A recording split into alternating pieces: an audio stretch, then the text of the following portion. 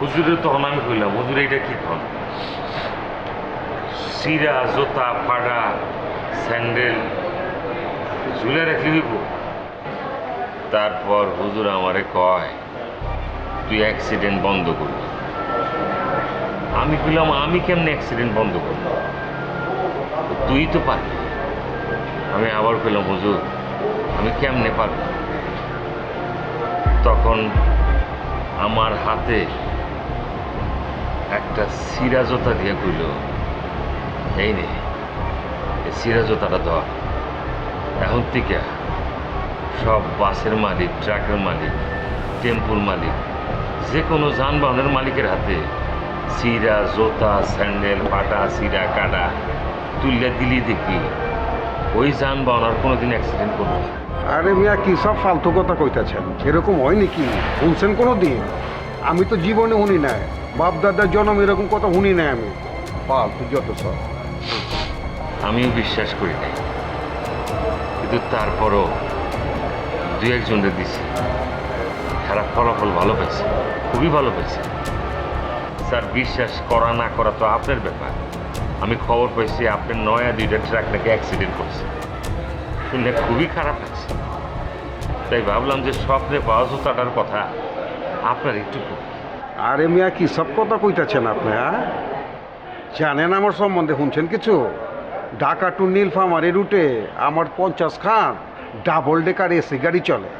আর বাংলাদেশের মধ্যে ওই যে কাবার্ড ব্যান্ড সুদ্ধা 100 খান আছে ট্রাক। হ্যাঁ, আমি কেঠা বাস ট্রাক ওনার অ্যাসোসিয়েশনের প্রেসিডেন্ট। কথাবার্তা যা কন বুঝা হই না কেন, বুঝছেন? খাইছেন নাকি কিছু? তাই না আইছে? আপনি বাস ট্রাক মালিক সমিতির সভাপতি, আপনি অনেক কিছু। এই জন্যই কথাটি আপনারে কইতেছি। এত এত যে অ্যাক্সিডেন্ট হইতেছে আর সহ্য হয় না। বিশ্বাস করেন, মনটা তখন ভাঙে জায়গা, আমার মন থেকে কিছু একটা করতেছে। আমি আপনার মাধ্যমে সারা বাংলাদেশে এই জুতার কারিশমা ছড়াই দিতেছি। আমার নাম গাফফার মোল্লা। আর বাংলাদেশের মধ্যে বাস ট্রাক ওনার্স অ্যাসোসিয়েশন যেগুলি আছে, টেকনাফ থেকে তেঁতুলিয়া ব্যাগতে চিনে। মনে যেন থাকে কোনো যাতে 2 নাম্বারই হইলে কইলাম। অবশ্যই স্যার, আপনার কথা আমার মনে থাকবে।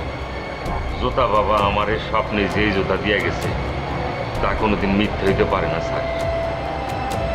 স্যার একটা কথা কই, যদি আমার এই জুতা কামিয়াব হয় তাহলে আপনার মাধ্যমে আপনার সমস্ত বাদসহ সারা বাংলাদেশের যানবাহনের পিছনে আমার এই সিরা ফাটা জুতা স্যান্ডেল আপনি কামে লাগাইবেন, আমার কথা দেন স্যার। আচ্ছা ঠিক আছে, ঠিক আছে। বের তোমার নাম কি? ফলে পরিচয় দেখা যায় মনে। ওইখানে রাখো, হাত দিয়ে টাচ করুন না, রাখো।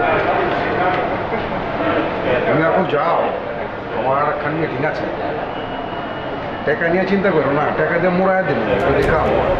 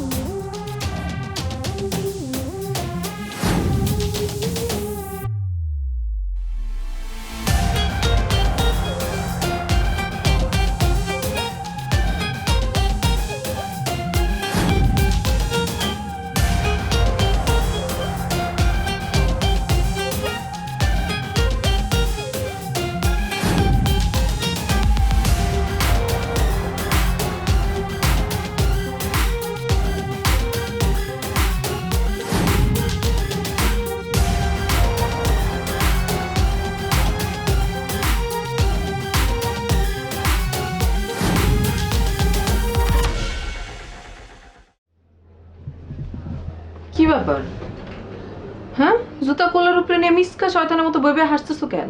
হ্যাঁ, আরে মনে মনে এমনি হাসতেছো কেন? কি হয়েছে তোমার? মায়ের লেগে জন্মদিন উপলক্ষে একটা কেক আনতে পারো নাই, আর তুমি নিজের জন্য নতুন জুতা কিনে নিয়ে আইছো। কেমন বাপ তুমি? বউরে, মনে হইতেছে পরশ পাথরের নাগাল পাইছি। পরশ পাথরের নাগাল পাইছো মানে? আচ্ছা বউ, তুমি আমারে কও তো, মানুষের সব চাইতে দুর্বল দিক কোনটা? কি আর, টাকা। টাকা থাকলে মানুষ সবল, আর না থাকলেই দুর্বল। ভুল। মানুষের সব চাইতে দুর্বল দিক হইতেছে বিশ্বাস আর ভয়।